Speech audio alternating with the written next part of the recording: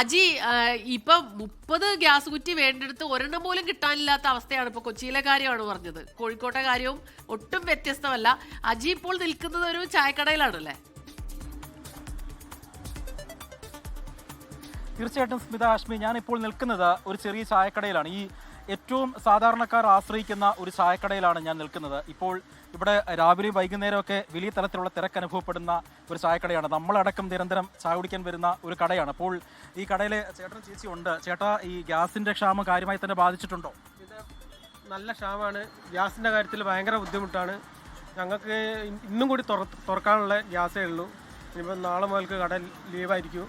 2-3 ദിവസമായി ഗ്യാസിന് നോക്കുന്നു, ഇതുവരെ ഗ്യാസ് കിട്ടുന്നില്ല. ഫോൺ സ്വിച്ച് ഓഫാണ്.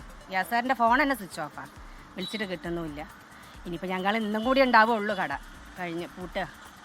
പിന്നെ ഇവിടെ ഇങ്ങനെ കോളേജൊക്കെ ഉള്ളതിനെ കൊണ്ടാണ് എണ്ണക്കടിയൊക്കെ ഉണ്ടാക്കാനുള്ളത്. നമുക്ക് അടുപ്പൊന്നും നടക്കൂല, ചെയ്യാൻ പറ്റൂല. ഞങ്ങൾക്ക് ഗ്യാസ് തന്നെ ആശ്രയമുള്ളൂ.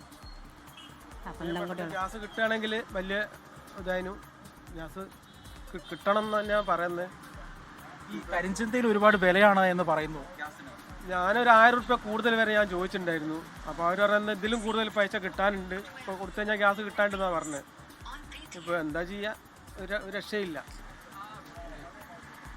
ഇവർ പറഞ്ഞതുപോലെ തന്നെ ഏറ്റവും കൂടുതൽ സാധാരണക്കാർ ആശ്രയിക്കുന്ന ചെറിയ കടകളെയാണ്. അപ്പോൾ ആ കടകളൊക്കെ വലിയ തരത്തിലുള്ള പ്രതിസന്ധി ഉണ്ട്. പ്രത്യേകിച്ച് ഇവർക്ക് ഒരു ഗ്യാസ് 2 ദിവസത്തേനൊക്കെയാണ് ഇവർക്ക് ഉള്ളത്. അത് ഇപ്പോൾ അവർ പറഞ്ഞതുപോലെ തന്നെ ഇന്നും കൂടെ മാത്രം പ്രവർത്തിക്കാനാകുന്ന ഒരു ഗ്യാസ് മാത്രമേ അവശേഷിക്കുന്ന ഒരു കുറ്റി കൂടി മാത്രമേ അവർക്കുള്ളൂ.